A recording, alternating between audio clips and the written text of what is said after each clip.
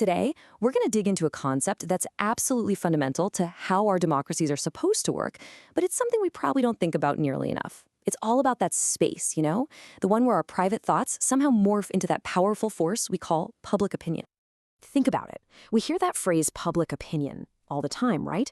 It's used to justify new laws, to sell us stuff, to win elections. But what is it really? Is it just a big, messy pile of everyone's individual thoughts? Or does it come from somewhere more specific, more structured? Well, that's exactly the question we're jumping into. The answer, according to the really influential philosopher Jürgen Habermas, is all wrapped up in this idea of the public sphere. Now, this isn't a physical place you can point to on a map. It's a conceptual one. Think of it as a special kind of space, a space for conversation and debate that exists right between our private lives and the power of the government. It's where we, as citizens, can get together, discuss the big issues, and, this is the crucial part, form an opinion that can actually challenge and influence the people in charge. To really get why this idea was so revolutionary, we first have to rewind a bit. We need to look at what came before it. What did power even look like when a public sphere didn't exist? So before the 18th century, in the whole feudal world, folks like kings, nobles, and bishops, they didn't need to justify their power to you and me. They just had to display it. This is what Habermas called representative publicness. Power was basically a performance, a big spectacle. The ruler would represent their authority in front of the people, and the people, well, they were just a passive audience. There was no debate, just display. And this contrast shows just what a monumental shift this was. We went from a system where power was just put on display to a system where it had to be debated. From rulers performing for a quiet audience to citizens actively jumping into the conversation using reason. What mattered wasn't just your fancy title anymore, it was the quality of your argument. This was, no exaggeration, a seismic shift in how society was put together. So you have to ask, how did this happen? How did this brand new space for critical discussion just pop into existence? Well, it wasn't overnight. It was more like a slow burn revolution, really, fueled by big changes in society and communication. You had this new middle class of merchants and thinkers growing, and with them came new places to hang out. People started gathering in coffee houses in London and these fancy salons in Paris. And they weren't just there for the coffee. They were there to read the flood of new journals and newspapers, and most importantly, to debate the ideas inside them. For the very first time, a huge chunk of the population was reading, thinking, and talking about things that used to be only for the government to worry about. So what are the key ingredients for this public sphere? Well, first, you need regular people coming together to act as a public.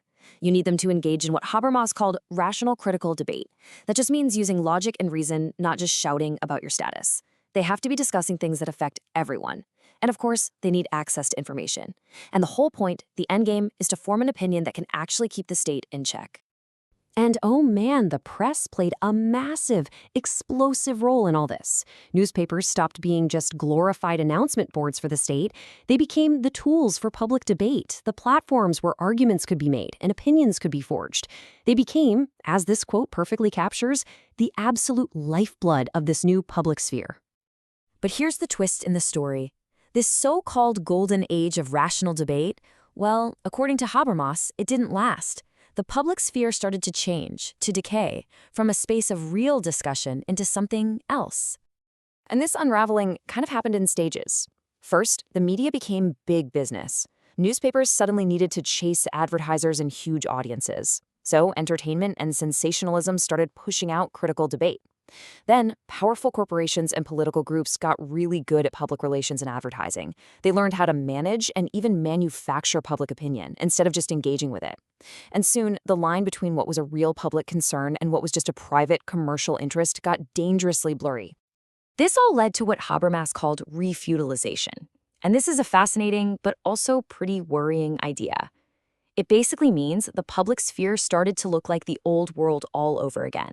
It became a stage, a platform, where powerful interests, politicians, corporations, celebrities, they just perform for us, displaying their power and managing their image. And the public?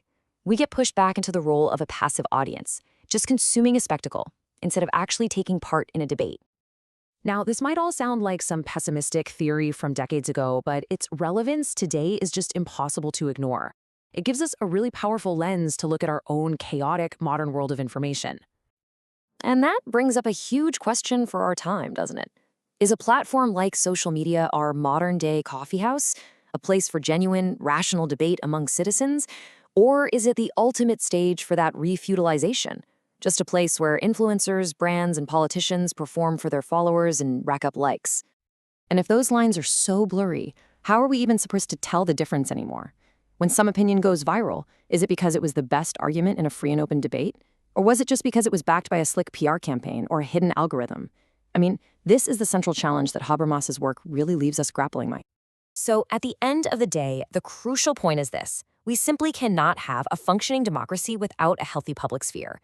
If that space, the one where we're supposed to form our collective opinions, is broken, if it's just dominated by manipulation and performance instead of real debate, then the entire idea of public opinion as a check on power just completely falls apart.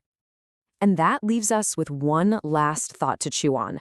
As you're scrolling through your feeds or watching the news tonight, ask yourself this: what do you think is the single biggest threat to rational public debate today?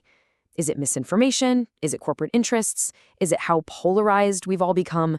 The answer to that question might just tell us where we're all headed and what it's going to take to reclaim a space for real, genuine public debate. Thanks for joining me.